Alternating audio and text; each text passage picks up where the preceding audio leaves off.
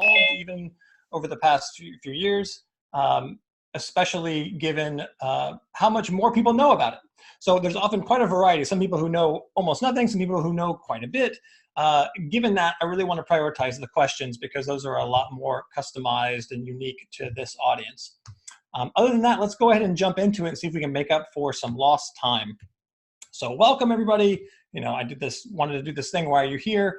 I'll just mention it briefly. You can type this in. A, I'm considering adopting Holacracy in my organization. B, already part of a Holacracy powered company. C, just curious. Or D, other. Be helpful for me to know that as I'm going. And then I'll say a little bit about myself. Hi, everybody. Sorry we got started late. I'm Chris Cowan. My background, I'm going to go over that just briefly. Master's in Divinity from Harvard University, doctorate in Human and Organizational Learning from the George Washington University. From there, was doing some consulting work for the federal government and leadership development, and then joined as a partner in Holacracy 1. That's my real quick kind of background, but it's relevant because what brought me to kind of Holacracy and why I found it so compelling was because my work was primarily in leadership development, and I kept finding that all these competencies that we needed to help leaders develop, managers, executives, the list just kept growing, right? There was like all of these skills and abilities. And the crazy part about it, as interesting as it was to kind of learn what these are, how to develop them, help others develop them, the list just seemed to keep going. And the thought kind of occurred to me, like, my goodness, we're spending all of this time trying to focus on one specific part of this problem, right? It just keeps getting more and more and more skills, more and more skills. And the focus is almost completely on the human side of things. It's as if the manager were a human using a system and they're trying to get work done and fulfill the purpose of the organization.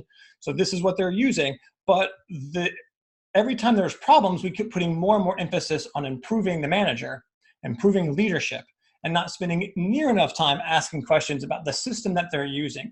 Because a system that requires everyone to have this high level of capacity and all these competencies just to get work done is not a good system, right? Something is clearly off. So for me, it's a simple metaphor. This is part of what drew me to asking the questions around how can we improve the ways that we actually operate, and not the small changes, because again, that's what I've been doing my career, but more fundamentally, which is what we're going to talk about today with Holacracy. Okay, so this is the way we've been structuring organizations. We're all familiar with it. The pyramid, managers, executives, vice presidents, CEOs at the top, and then on down. And just quickly, what are some good things? Because before we talk about ways, you know, Holacracy is going to be structured differently, but before we get into all of that, what are some of the good things that we have gotten out of this way of organizing together? Please use the chat and share them. I'd be curious. Typically, we get some of the same kind of patterns of answers, you know, but it's important, I think, to orient ourselves into what this has gotten us thus far. Yeah, clear ownership. It's clear who makes what decisions, clear lines of communication. At least, again, this is the promise of all of this. By having it documented and having a clear org chart, we're supposed to know the clear communication channels, the clear authority channels, and all of that. Clear accountability. Okay, good. So those are some of the promises that this offers us. Now, what are some of the limitations of this way of working? What are some of the problems with its ability to fulfill those promises for us?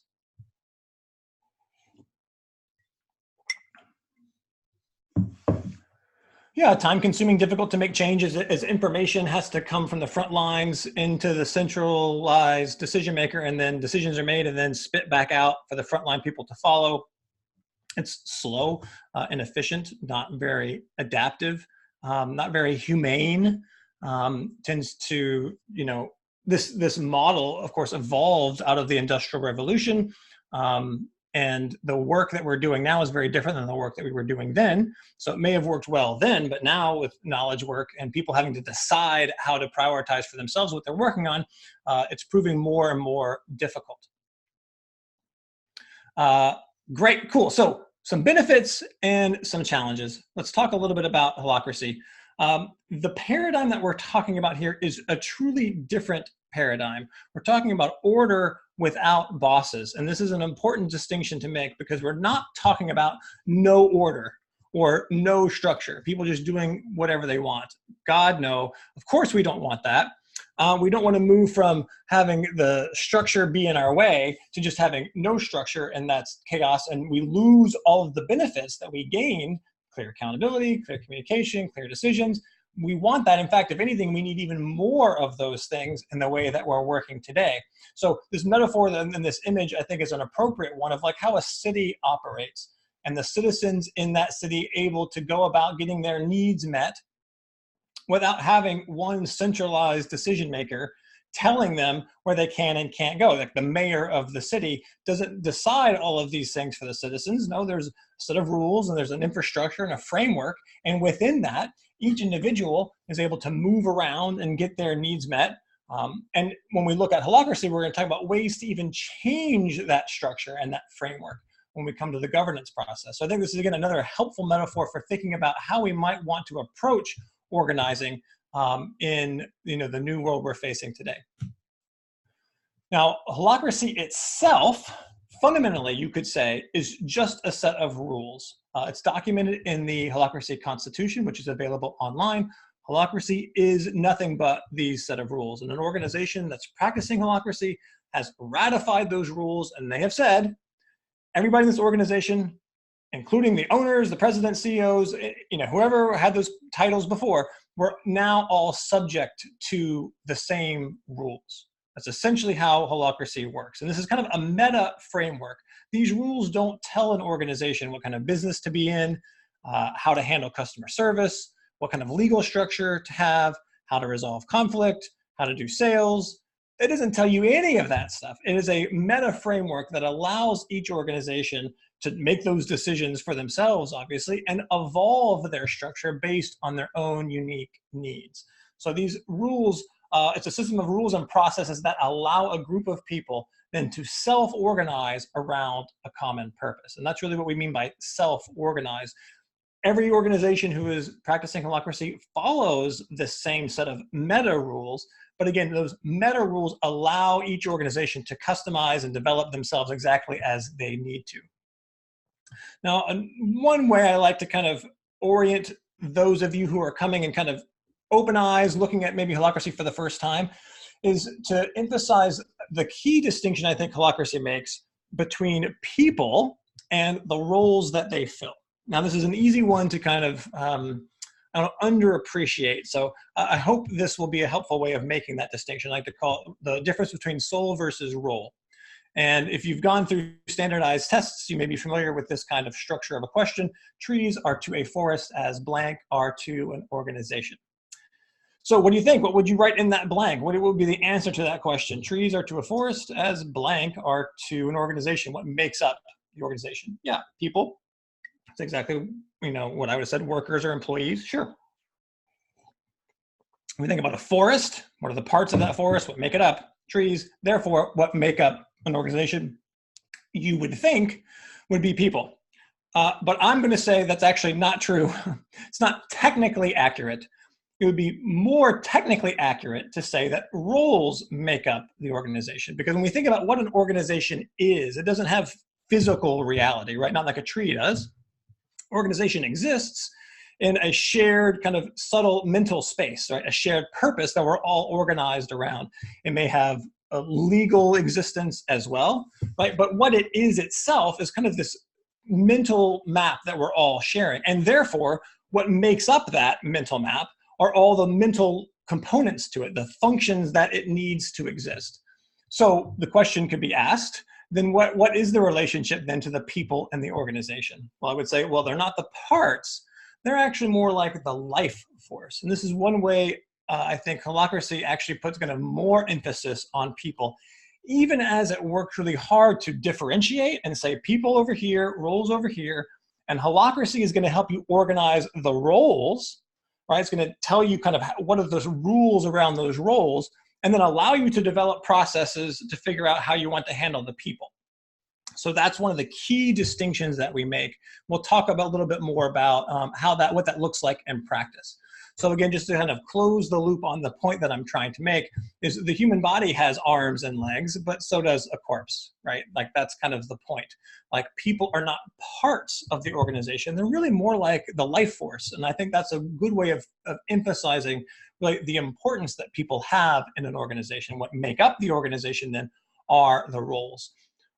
And let's take this a little bit further in the soul versus role of how this kind of works out. If you're an individual working in a company that is powered by Holacracy, you're going to have a number of roles. We sometimes give them clever names like market maven, ad minion, which is like serving like an administrative assistant, kind of role. Graphics guru, maybe handling some graphics, doing some consulting work. Maybe they plan parties. And is the facilitator. It's one of the elected roles for the circles, a meeting facilitator. So one individual will have all of these roles concurrently. And what Holacracy does, again, this is the key distinction. It differentiates out and says there's this person, but they have a variety of roles. But then it takes this thing that we'll call authority, the ability to make a decision and have that decision be official. It takes that authority and then it spreads it out. Right? So each one of these roles that the individual fills has autocratic power to make decisions, meaning no one else can overrule someone's decision or veto it. No one's looking for anyone else to get permission to do something. If there are restrictions needed, then those can get proposed in the governance process. We'll talk about that. So there's a structure there to use, but with that structure there, within that, individuals within that system can then move about with that structure in place. And if new restrictions need to be added, they can always be added, but we're not going person to person looking for permission. The official set of expectations and authorities and rules are all captured either in the Constitution itself at that meta level, or on a more localized level in the organization's specific governance, which again evolves. Usually we have meetings month to month. So that's a way to think about what it looks like as an individual in the organization and how Holacracy distributes power. So it's kind of these two steps. I like to call it differentiate and distribute. So it's this two-step process. First of all, differentiate people from roles. Okay, now with that said, now we're going to distribute power to those roles. And again, if you have questions, feel free to type them in either via the chat or there's, I think, a Q&A option at the bottom of Zoom. And I'll take a moment to emphasize that if, as I'm going through this, and this is, you're kind of just trying to learn a little bit more about Holacracy and still pretty fresh to it, if something about this doesn't confuse you or bother you or seem really off, then you might be missing something. I highly encourage you to be skeptical because this is a very different way of working. Ultimately, I think it's actually more natural. But to get there, we have to unlearn a lot of habits and we have to challenge some really core assumptions that we've often made about what we need to have when we work together. So if something doesn't bother you about this, you might be missing something. I highly encourage you to throw those questions out at me because I want to, again, prioritize those when we get to the end. I think that's where we can get some of the best juice. Okay, now let's look at a concrete example of what the heck I'm talking about when I'm talking about roles. The approach Holacracy takes is to have this clear set of roles. Here we have an example of a Holacracy spokesperson. Brian Robertson fills that role. You can see his picture there. You'll also notice that there is a purpose: crystallize and convey the Holacracy brand, reveal its why to the world. A role's purpose tells you what the purpose of that role is. So then Brian can use that description and whatever actions he thinks he may need to fulfill that purpose, he is allowed to take. Underneath that, you'll see a list of accountabilities. Now, accountabilities are the ongoing expectations that Brian has in that role. So these are the things that needs to be looking at and considering doing, moment to moment, and then prioritizing them accordingly. And again, you'll have a number of roles with a number of accountabilities. Well, so this is kind of like the golden rule of Holacracy. To serve your role, you have the full authority to make any decision or take any action as long as there's no rule against it. So take a moment and think about that, because this is kind of the difference in how we normally operate, let's say, in conventional organizations. Normally, the presupposition or the assumption is you're not allowed to do anything unless you've been given explicit permission. right? Like the default is I probably can't do it. So let me make sure I can by getting buy-in or checking with the appropriate authority.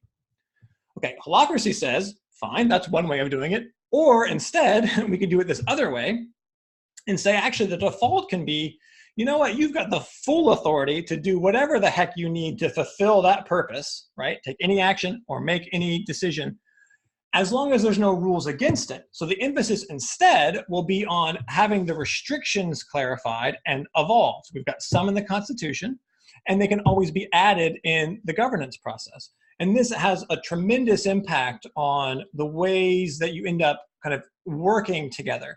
Because instead of now defaulting to not taking action because you're afraid of creating tension or issues for somebody, because if you do, it's very difficult to process that in the conventional system. So it makes sense for someone in the organization to not want to ruffle any feathers, right? Because it's difficult to correct those.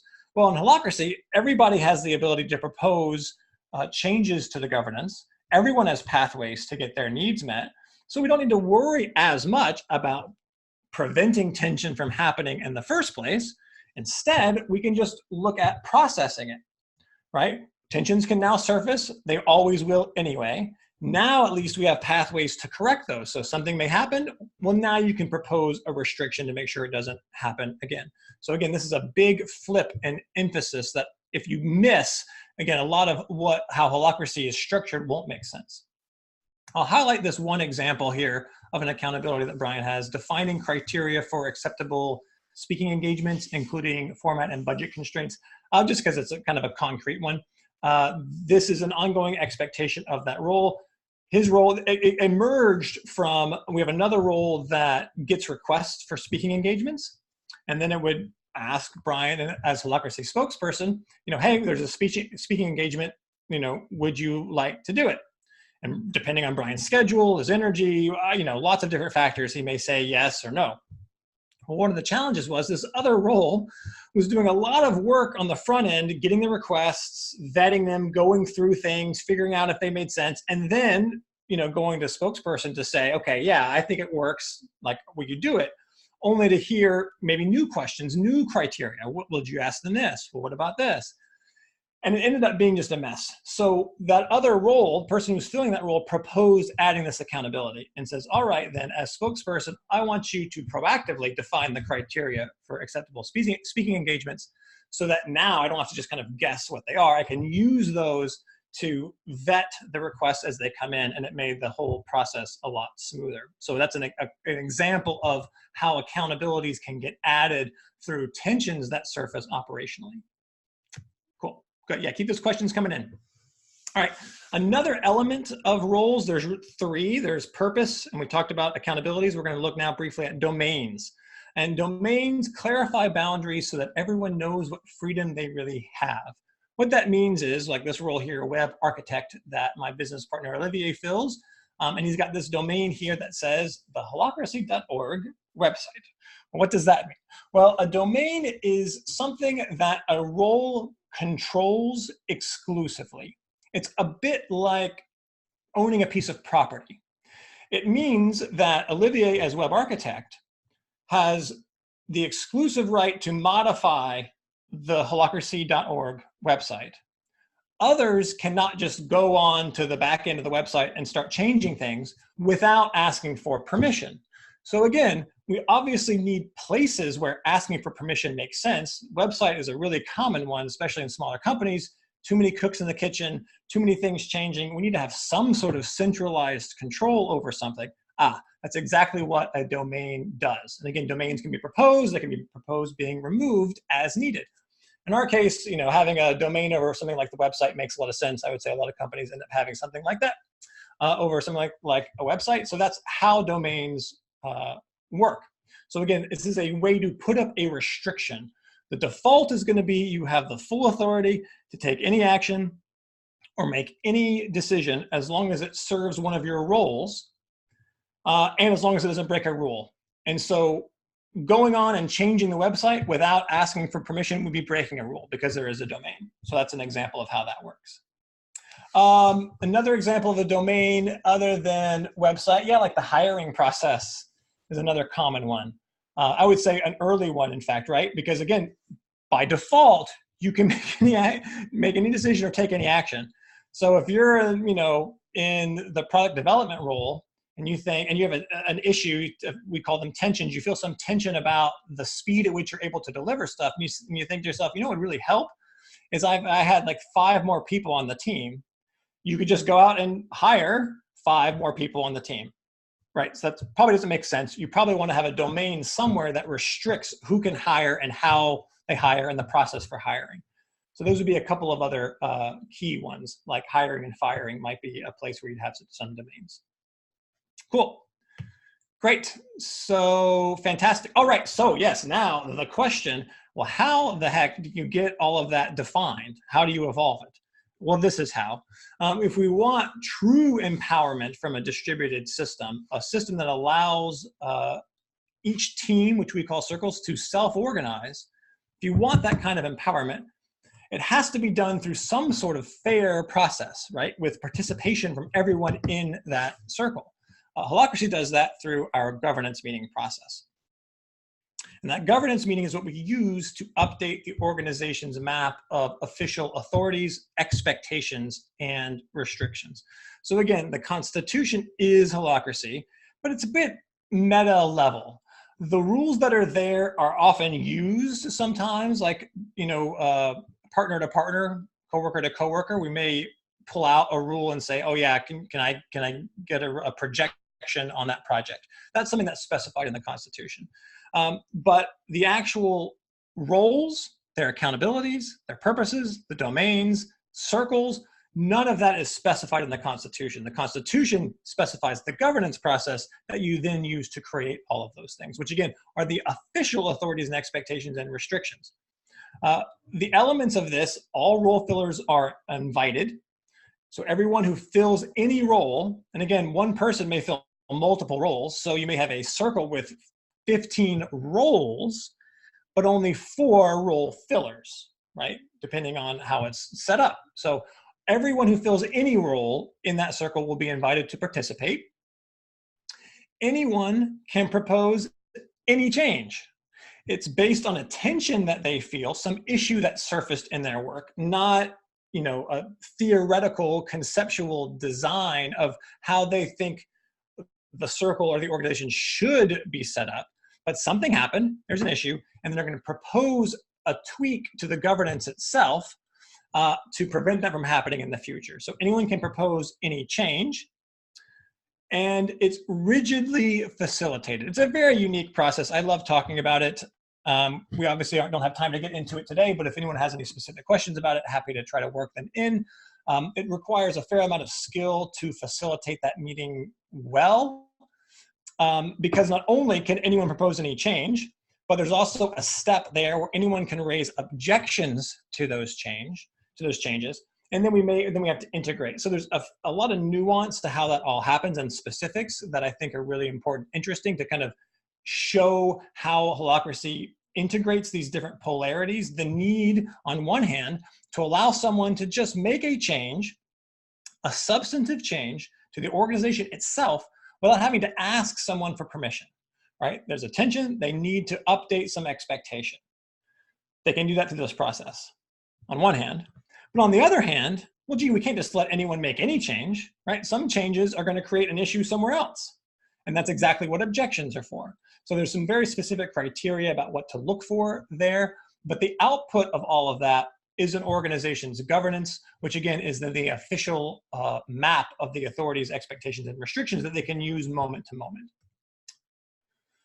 And this is an example of one of the circles we have in Holacracy 1, or an old circle. It's an old image, what we call our outreach circle. That's marketing. And you can see there those colored circles. This comes from our software tool, Glassfrog, which is what most organizations use to keep track of their governance records and the roles descriptions. So you'll see, Holacracy spokesperson there on the upper left, a couple of other customer relations, writer, et cetera, et cetera. You'll see some of those teal, there's like 4 teal circles. Those are what we call the core roles. There's a lead link role, which I'll talk about in a moment, a facilitator, which we alluded to earlier, and then rep link and secretary. So some of those are elected from the membership of the circle itself, facilitator, secretary, and rep link. Lead link is actually decided upon by the broader circle. We'll talk a little bit more about super circles and subcircles if we get time. And then I also wanted to include an image of the meeting process there on the left, the governance meeting steps itself. This is a process that every circle goes through. So we're going to look at a bigger map of what an organization that's practicing Holacracy looks like. And in fact, when we get to the Q&A, maybe I'll just pull up Holacracy ones and we can kind of go through it and look at some examples. But this is kind of true self-organization at every level. So the organization as a whole, the broadest circle is going to have a governance meeting, and then it's going to have all these subcircles, and each of those subcircles is going to have a governance meeting, and any other subcircles that are in those circles will have a governance meeting. So they have a way to organize internally. Right, so let's look at, I mentioned lead link. Let's just go ahead and just jump right to what the lead link is, because when you first kind of hear about it coming from maybe the way we typically think of it, lead link is kind of presumed to be kind of like a manager. And it kind of is, like it does have some functions, but in some ways it is absolutely not. It is very different. And that's what I want to emphasize with this slide.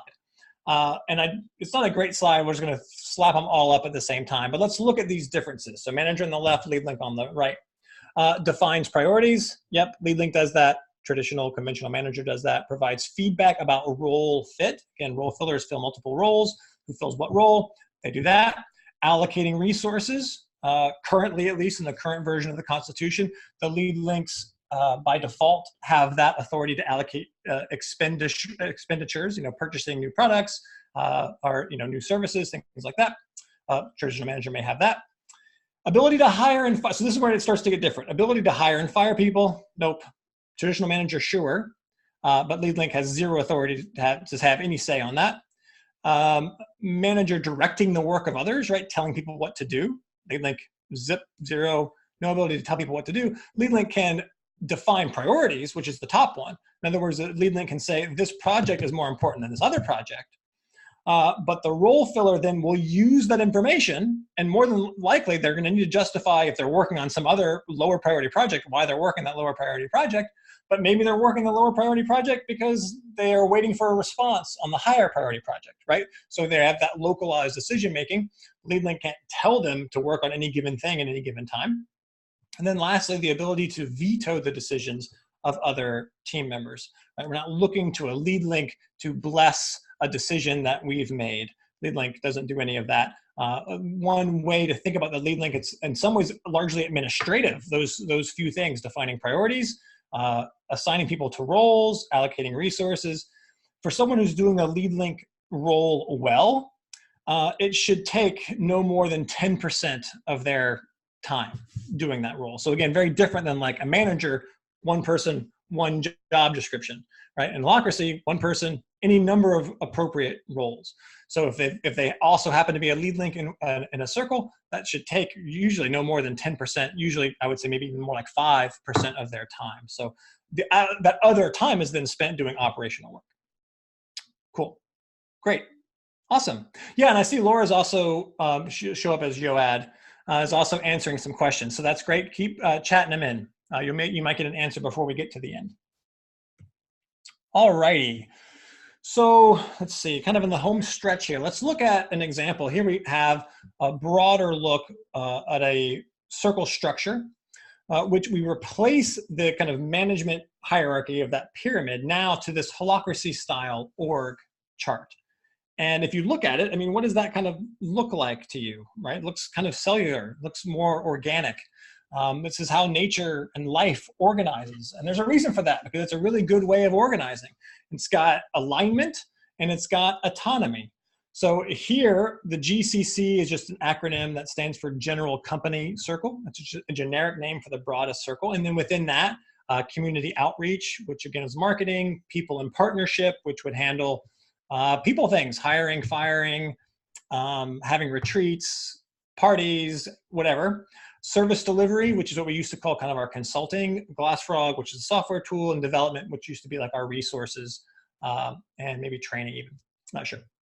But this is a way to look at the broader structure of the organization. And again, you'll see that within each of those circles, you've got those same 4 little teal roles, core roles that every circle will have. That allows, that and the governance meeting process allows for self-organization at its own local level. Cool.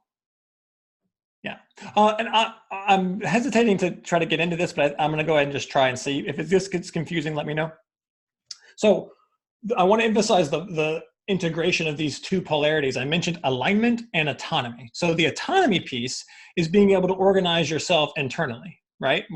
And as an individual working in an holacracy-powered organization, having a number of roles and having priorities given to me, and I've got that map of all that data, and I still have the autonomy to decide in any given moment what I need to be working on.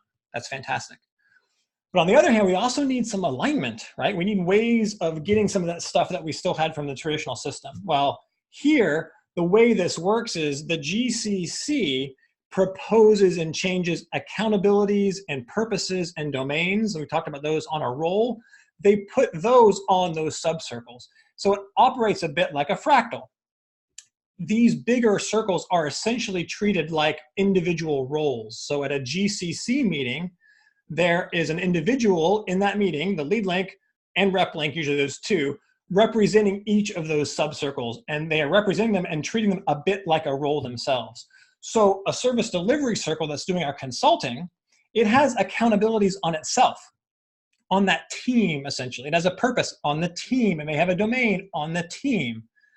It cannot change its own accountabilities at its own level.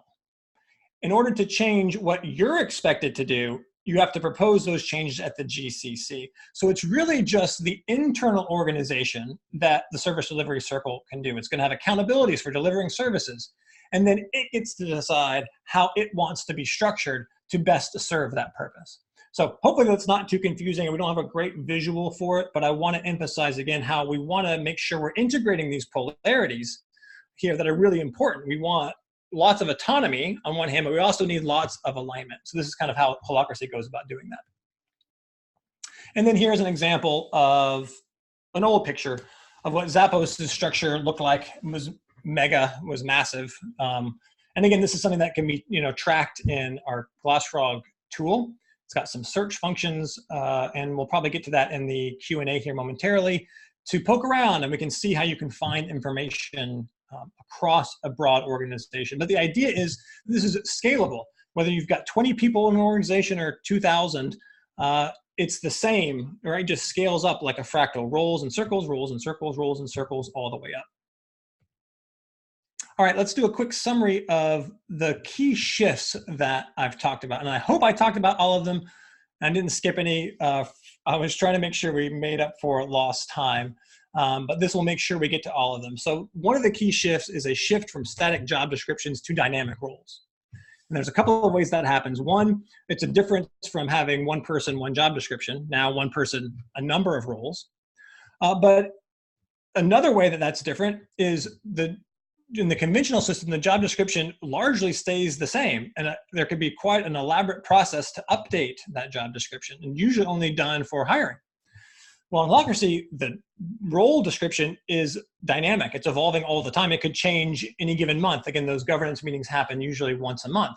So that could change, ongoing, on an ongoing basis. That's a big shift. We're also shifting away from delegated authority to constitutional authority. So this is why I didn't really emphasize that much. When we talked about the Holacracy Constitution, and Holacracy equals the Constitution, that big shift for those companies practicing Holacracy is a shift from the power holder, the president, CEO, whomever, from having the authority to shifting that authority into the Constitution. Now the Constitution is the power holder. Everybody is held to those same rules. That CEO president is not held outside of those rules. They're putting those rules and saying, we're all going to play by this rule book. So that's also a big shift. Again, something that we are already familiar with, let's say politically, historically. We see these kinds of shifts, these kind of trends traditionally. We're just taking that same kind of approach here by having a clear set of written rules. Another big shift is large-scale reorgs to tension-driven iteration. And again, this means individuals feeling tension operationally, going to a governance meeting and proposing a change and getting that updated. It's a big difference from typically the kind of large scale reorg that might require a lot of vice presidents or executives and maybe some expensive outside consultants, and they have an off-site retreat and they, use their, to the best of their ability, greatest wisdom to help reorg the structure and the system that they're in to better match the current needs. Like, we know that that's needed. That typically happens, excuse me, on a 3 to 5 year kind of cycle, right? Every 3 to 5 years, okay, maybe we need to be a little bit more region focused. Okay, maybe we need a bit more product focused or matrix. It can shift. In Holacracy, that's shifting all the time. We don't ever do a large scale reorg typically, right? Because we're reorging essentially every governance meeting. Any change can be proposed. So if something major needs to get shifted, well, then that can be proposed and it'll get figured out. But even small changes are happening. So you don't need to wait 3 to 5 years. So we're trying to get the best match to the current environment we're in. That's the way in which Holacracy allows an organization to be extremely adaptive, knowing it's always going to be a little bit behind, right? Like, reality is always a little bit ahead of us, which is fine. That's the way it's supposed to be. Having a monthly governance process that's baked in, and you can always request special meetings whenever you need, allow us to kind of get the best match to make sure that the way that the car is working, the way the wires are all set up, is kind of best suits the drive ahead of it at that moment. And then finally, alignment by politics versus alignment by governance. When you don't have a constitution with a clear set of rules that then allow you a fair way to come up with the official expectations, authorities, and restrictions, then how do you go about making meaningful change in the way things work around here? Well, you kind of have to play the politics game, right? You should. That's just the way it is. But of course, doing that conflates what's happening organizationally, its ability to deliver on its own purpose, with all of the personal relationships. They're completely fused together, which is kind of icky, actually, and nasty, right? Being able to separate those things out really gives us a lot of freedom interpersonally, because I don't need to suck up to somebody to make something happen. I know the levers that I have, so now I can just relate to people as people. That's the reason why I like to emphasize Holacracy as a more humane way to work together. It's much more efficient and clear organizationally, but as a result of doing that, we're also getting a lot more clarity interpersonally and culturally. All right, now I'm going to do a quick kind of wrap up, and then we're going to shift into some Q&A, my favorite part. So what to do from here? Well, this has been a whirlwind survey. I would expect you probably have more questions now than you did at the beginning. For that, I am sorry. And at the same time, that's just what happens. Again, this paradigm is different. Once you kind of get the paradigm and get some experience of it, which is what I want to talk about here, it starts to make a lot more sense. What we're doing here today is a bit like talking about, a game that you haven't played. So that makes it seem more theoretical. So my advice is to try to get some of that experience. And you can do that in a couple of ways. You can go to the holacracy.org website /events. We've got some introductory workshops. These are a few hours long. You can go to the website and see the details for those that are coming up, and you can use that code INSIDER for 30% off for one of those. That's a great way to get a taste. They do a simulation with cards, and there's tensions, and we do a simulated tactical and a simulated governance meeting during those. That's really, really good. Or if you're sure you want kind of a bigger bite of the apple, this is what I did actually. It went kind of when I was an outsider and trying to learn more about it. Go to the practitioner training, which is a 4.5-day experience. Where you do a much more immersive simulation over a couple of days, and we kind of hit all of the elements and the points. It's a really great training, a great way to connect with others. So you can check that out on our website, or you can jump right to the community.holacracy.org, which is our community of practice. And there, you can ask whatever questions that you want. I'm going to do my best to answer some of your questions now, but understanding how this all works takes a lot of time. I've been in Holacracy powered organization for a little over 5 years. I'm one of the few certified Holacracy master coaches in the world, and I'm still figuring it out. Just because, I don't know, it's kind of like how long does it take to master the conventional management hierarchy and masterfully work your way through all of that? I mean, it takes a career, it takes a lifetime. There's a lot of nuance to it. So it can take time to really understand it. My emphasis for anyone watching this and attending now would be to try to get an experience of it if you can. That's really the best way to know more about it and see if it's right for you. And you can also jump to holacracy.org/resources. There we've got some key case studies. Springus, Precision Nutrition, David Allen Company. They're fairly short. Examples from some power holders. David Allen Companies is a really good one. Actually, I like them all. They're all good. So interviews with those individuals, and let's talk about like why Holacracy. What was it like trying to implement over a period of time? How long did it take you? David Allen, he comes to some of our training, so I've heard this story a lot, but it's a really appropriate one. Around when he first kind of discovered it, he thought, okay, this is like going to be a 6-month process to kind of get this, going. And then they did 6 months and realized, okay, maybe this is more like a year or 2-year process. And after a year or two, okay, maybe it's more like a 5-year process. And now they've been doing it 6 or 7 years. If someone's on from that, they could correct me. And now he realizes, it's a 10+ year. In other words, Holacracy is a practice. And just like any practice, you're always learning it. It's like a discipline. You're always kind of developing more. There are significant thresholds that, once you cross, it's kind of stable and you're able to, kind of build on that and get to another threshold. There's a few of those, I think, early on. But even after you've attained all of those, you just continue to learn more about how to do it well, so that ultimately you don't have to think as much about it, right? The goal at learning Holacracy and using it in an organization isn't to become good at Holacracy. Holacracy for Holacracy's sake.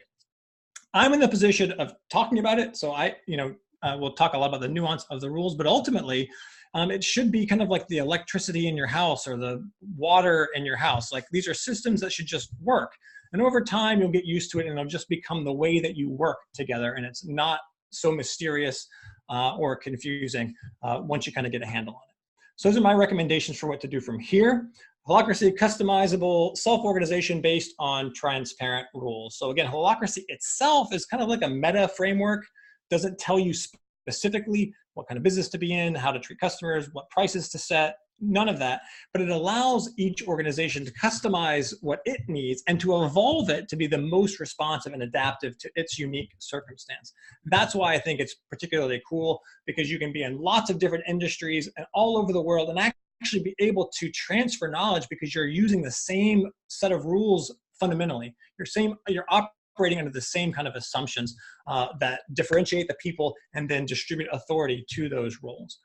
So that's it for the whirlwind tour. Let's take some time. I'm going to take some time to take a sip of water, and then we'll get into questions. If you need to bail out now, thanks for attending. Feel free to chat in or email in hello@holacracy1.com. Any questions that you have, we can make sure it gets routed to the right role. Be happy to respond. You could also email me, chris@holacracy1.com, if you had any questions about something that I said and that we don't get time for it. So it's just chris@holacracy1.com. My pleasure to be with you all today and talk about it. And now let's get to some questions. All right. Got a special document somewhere Laura's prepared for me. Oh, lovely. So again, as we're going through these, continue to chat in. Laura's able to, maybe it'll show up as Yoad. Oh, no, Laura. She'll be able to answer some questions directly in the chat, and then ones that she hasn't answered, she's got for me separately. So I'm gonna go over some of these. Okay, first, how does one sense how good is this clean segregation of roles and people? That's a great question. It is something that is, again, a part of the ongoing practice. How do you sense if there's a clear enough differentiation? Well, one way is to really start relying on the official expectations. Oftentimes we're used to ignoring them because in the conventional system, sure, there's the job description. I know in the hierarchy, this person is just over here and is not technically supposed to have any authority, but the boss really listens to their advice. So, right. So really they do have a lot of clout. So we're used to kind of trying to figure out how things really work despite what's written down in the rules. So part of that is leaning into the rules themselves and saying, all right, we've got a clear, explicit purpose here. If it's Brian in the spokesperson role, and he says, oh yeah, I got an invitation to speak at, like a personality, he's really into personality type, a personality type kind of conference. They want me to speak there. It's going to be a really good opportunity, and I'm going to go. Well, if he's not clearly, consciously taking the time to think through, does that fit the purpose of your Holacracy spokesperson role, who has a purpose around the clear conveyance of the Holacracy message? If he's not asking himself that question, then someone else should ask him and say, all right, Brian, well, how does that fit that purpose? Like, I just want to understand, I'm confused. So the explicit purpose, it's always up to interpretation, of course, language always will be, but it allows us much clearer pathways to have conversations because it's not as ambiguous and vague.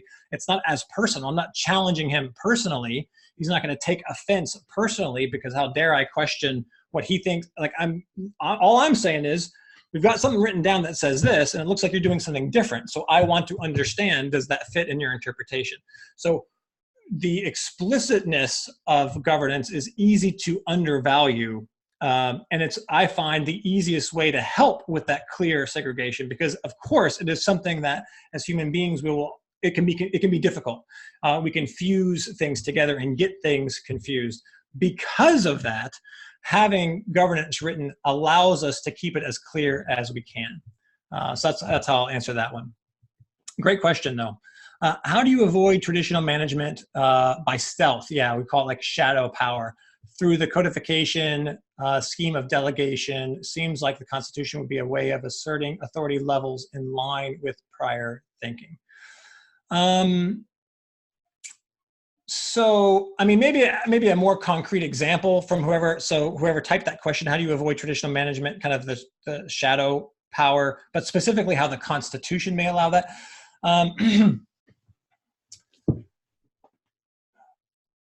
I'll say it this way. I think it would be a mistake to think of holacracy as the solution to the consolidated power at the top problem. And what I mean specifically is, if you're looking to distribute power, you don't just say we're ratifying the Constitution and the problem is solved, right? Which I know kind of where this question is coming from also knows that too. But I want to emphasize that because I think it's more appropriate to think about holacracy as a way to get to that destination. Do you know what I mean? It's not the destination itself. It's you've got whatever power clusters you've got. You've got power working however you've got it working. If you want to shift to a truly distributed, self-organized system, holacracy is a fantastic way to help you get there. But just ratifying the Constitution, you aren't suddenly there, right? I think that's an important difference. There's a lot of things I've talked about here about like the way holacracy works, or the things that it may do, but they don't just happen by themselves. Again, it's a discipline and a practice. You use the rules in the system to kind of move along from wherever you are to wherever you need to go along that spectrum. And I kind of will orient it that way to say there are often shadow power issues. And depending on the specifics of that circumstance, you can look at specific rules or moves or things that you might do to highlight that or change that, but they become very specific to each circumstance. So I'll just say, generally speaking, think of holacracy as a way to help you deal with those. And then if I have a very specific example, I could get more concrete, but it's not a solution into itself. Cool. Let's see, we're gonna go till 15 past the hour. Yeah, okay, good. All right, I'm gonna try to answer these find a couple quick ones. Who agrees, disagrees on governance? How do you make people be disciplined with governance? Oh, yeah, what if people agree? So a couple of things. So again, the governance process is an inherent, everyone's invited and anyone can propose any change and anyone can object to any change. Meaning, kind of by definition, whatever is in governance, by definition, is there, as it impacts your circle and the roles that you have, is there by your consent, right? You don't, not consensus, you didn't necessarily agree with it, but if you didn't attend the meeting and you didn't object, then that's what it is. Now, if you don't agree and you think, oh, actually, I didn't make that meeting, but it does cause a problem, then request a special governance meeting and propose changing it. And you'll get it figured out that way. I highlight that to say that that's kind of why it's the official expectations and rules. Part of the shift to this practice is everybody starting to actually lean on it and actually trust it and say, you know what, I have the purpose of doing this and accountability for this. This is kind of a new area for me, and normally so-and-so would make the decision, but it's my role now. So you know what, I don't think there's going to be harm from this. I'm going to make the decision myself and kind of own it. And should anyone challenge them, why didn't you check in with me? And say, well, I have the role, right? I'm in that role and I'm just trying to be a Ferrari and drive fast and, own my role. So that's really kind of what governance allows us to do.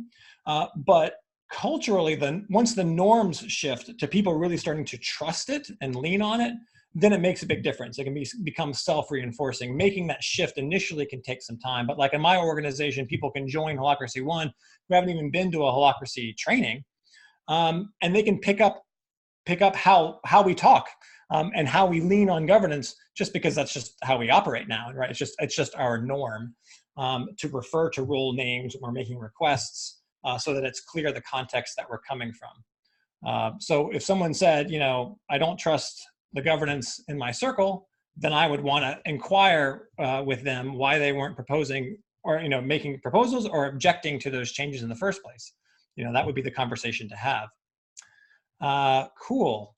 Let me see. Let me be a little selective here. See if I can find. Oh, this is a good one. Do you find that the implementation slows down the work of the org? Is there a big lag as people learn it? Yes. Yes, there is. Well, I don't know if right. These big lag is relative. What may be big to someone is not big to someone else.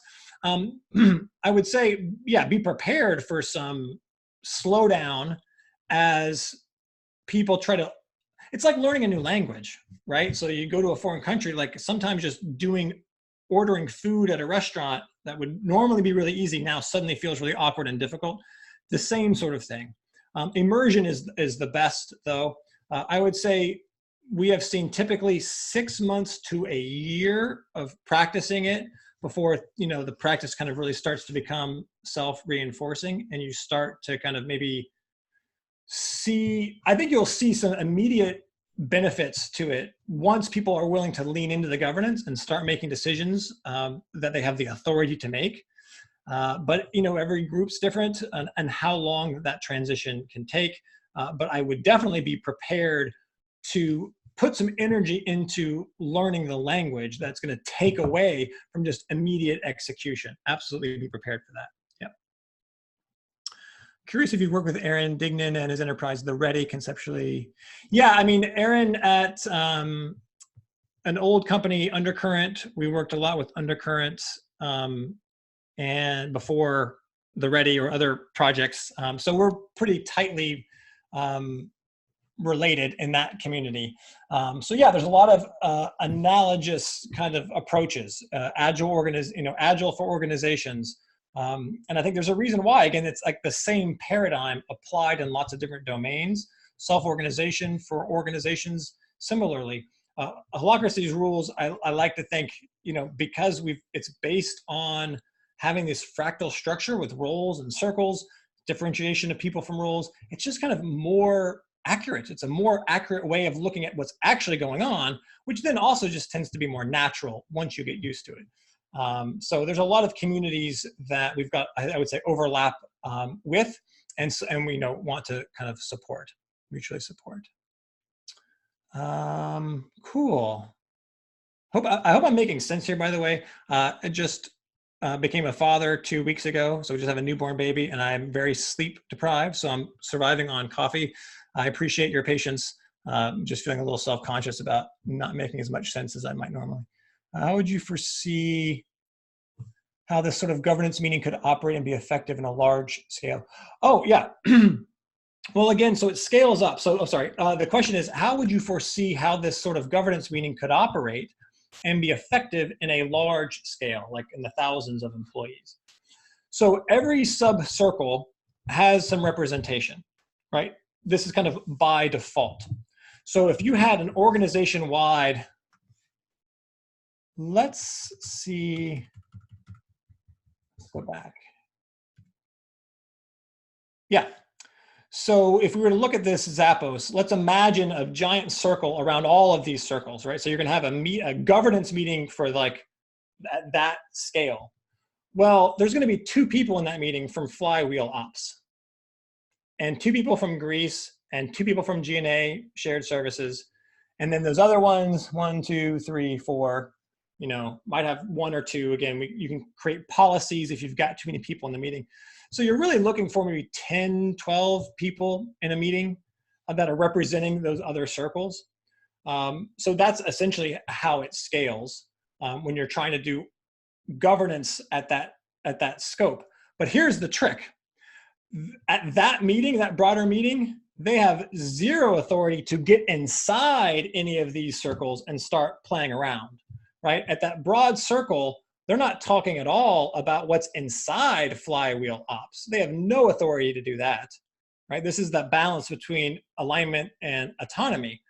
If they need alignment, they can put expectations on Flywheel Ops, but it's up to Flywheel Ops to figure out how it needs to be structured. Think of it like walking through a neighborhood, right? Or like living in a neighborhood, like, and inside these circles is like inside someone's home, right? There's a certain amount of expectations we might need to have, you know, like lawn maintenance and certain things exterior, but I don't go into people's homes and tell them how they should, where they should put their couch and, you know, what angle their TV should be at, right? That's where any sort of authority stops. So again, that's a big difference. We're not talking about that big meeting as if they're then deciding everything. No, they're just deciding at just that level. And then within Flywheel Ops, right, they're having that same kind of meeting to structure that. So there's a lot of meaning and importance at every single meeting, that's a governance meeting that's happening, not just at the top, you know, or the widest. In fact, oftentimes that's where the least interesting stuff is happening, because that circle isn't doing that much, right? All the meat of the business is happening in the subcircles, right? So those meetings are often the least interesting, actually. Okay, cool. How is lead link different than product owner role in Agile? I'm not entirely sure. There might be some overlap, but any, you know, interested in Scrum or Agile or any other approaches, there's a lot of organizations that do that. There's a lot of wisdom around how to do that well. You know, what roles to create, what accountabilities to give them to kind of closely match and mirror. In fact, frankly, one of the kind of criteria Holacracy has for itself is you should essentially be able to recreate the management hierarchy using roles and circles and accountabilities, like you could. And if you Google search for, I think it was called a manager mimicry app, it was something that Zappos asked for early on. Like, okay, for those that are kind of used to being traditional managers, but now we're shifting to Holacracy, how can we kind of shift how they're currently operating into the Holacracy rule set? Now, there's some things they're not going to be able to still be able to do, but we can get pretty close. You know, there's nothing inherently wrong with having one role tell another role, you know, what to do in a specific context. Again, not saying person, because people have multiple roles, but, you know, in any given context, I have a Holacracy coach role. I forget the exact name, but during trainings, and I support the trainings, well, we have a lead coach role. And I'm very happy to take direction from, you know, lead coach role in that context, right? So, but it's still something I'm voluntarily entering into. So similarly, you know, there may be situations in which you may need to have a role directing another role. It's probably rarer than you would think, but it could be recreated. So if you're interested in Agile and other things like that, it's typically easy to recreate. All right, let's see if I can do a couple more. What do you do with people that want to stop a role, but there's no role open? Yeah, this is a great question. So again, you may have a number of roles. You should be able to vacate. Again, by definition, you're able to leave a role whenever you need, unless the organization has proposed past some policy otherwise. You can vacate a role. Lead links similarly could remove someone from a role. But just because someone leaves a specific role, or and then that may mean they have no roles in that circle, that says nothing about their relationship to the organization as a whole, right? They may have other roles in other circles. Happens in Holacracy 1 all the time. And that may be a tension. You may have several people who are kind of on the beach and don't have any roles. That may be a tension to solve. There are proposals that can be made, solutions that can be had. Maybe there's no longer a fit for that individual, right? It's a good sign. You need some process to decide how to review the data on that situation. Is it an exit situation or not? Or maybe it's just their passion is somewhere else. They could contribute a lot and they just are still learning Holacracy and didn't know that they could propose a role to do exactly that stuff, right? So that's the way, operationally, how separating out roles from people work. It allows us to get super clear on the operational needs, and people can come in and out as needed. And it also then can highlight when you have gaps like that much easier than someone just hanging out, being ineffective in their job for years at a time.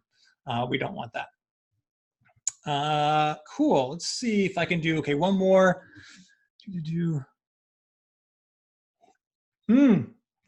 Okay, there may be better ones, but I really like this one. Is there a step to encourage people to seek input from subject matter experts to inform their decision versus doing something in a silo? Love this question. I even love the way it's framed. Is there a step to encourage people? Yeah, there are lots of ways to encourage people. I would say encourage them as much as possible. But to answer your question, there's no rule that mandates that someone go get advice from a subject matter expert. You could potentially propose an accountability, right? That would say seeking input from this other role. You could propose that, it's fine. Someone may object, whatever, but if it's needed, that could be there. But I would also even say it's often not even needed. One of the things that I've found is really magical about what the impact that this has on people is once someone has the clear autonomy to make a choice, and it's their authority to make the decision, we can get a lot clearer on, is this something you feel comfortable making a decision about? It's too new an area for you, and you're just looking for other opinions and data so that you can make your decision. That's option A. Option B, you're just in over your head. Like, this is not the right role for you because you can't make that decision without other people's input, right? There's just no way to, you need someone else essentially to be in that role. That may be option B. So the sharing of information goes wherever it needs to go. I have certainly roles where I seek a lot of input on decisions because there's a lot of stakeholders, a lot of impact. That's me owning my role, right? I'm making autocratic decisions, owning my purpose and driving it forward. And the best way to do that is to get lots of information and feedback and opinions, right? That's smart. But there may be other situations in which I don't actually need any of that. And so I'm not looking for buy-in. So being able to distinguish between, and this happens a lot in meetings early on when we're facilitating meetings, someone may be in a role, we're encouraging them to make decisions, and they may be kind of deferring to somebody else, the former manager, what have you. That's not inherently a problem. I just want to get clear. Are you looking for permission on a decision that you need to make, in which case you don't need that permission? Or are you clear, right? Let's all get clear. It is your decision to make. And now you're just looking for some data so that you can make a better decision. That's a world of difference, right? So we want a lot of that. Really the goal here, of course, is to have people in roles that match their capacities and skills, and we're letting information and wisdom flow as naturally as it needs to. So we don't have rules in place that restrict it or define it. You can really create them as needed if you absolutely need the requirement that someone do that. Otherwise, we just leave it up to their judgment, and it tends to work out pretty well. Well, man, a lot of stuff. We went a little bit over. My throat hurts, but it was worth it because I do like talking about this stuff. I wish I had more time to get into some of the specifics because I think they are really valuable. And again, I know those of you that are attending from when I was doing these years ago, now the information that's out there, the variety of stuff you're coming in with already knowing about Holacracy is now changing. So I know we've got a lot of variety here. If you have other questions, again, feel free to chat them in, email them in to hello@holacracy1.com, or again, you can send them to me, happy to, at chris@holacracy1.com.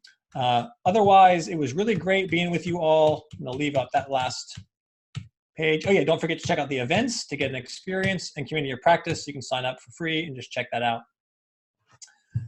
So yeah, it was a real pleasure to be with you all. Thanks for your patience getting the technology and everything set up. It's quite a juggling act. Thanks to Laura and Jonathan for your help and support in getting that technology set up. I'm going to leave everything open for now so that if Laura's still answering questions, or if you've got an answer or something you want to get some information from the chat, you can still do that. So I'll leave that open for another maybe 5 minutes or so before we close it down. But other than that, it was a real pleasure to be with you all. Please stay in touch wherever you are on your journey. Again, we're all kind of in this together. There's lots of new ways of getting things done. Some things need to change. Whether or not you think Holacracy is the best fit for you, obviously leave that up to you.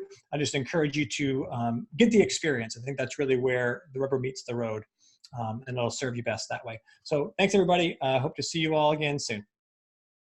I'm gonna turn off my camera, but again, I will leave all this stuff up.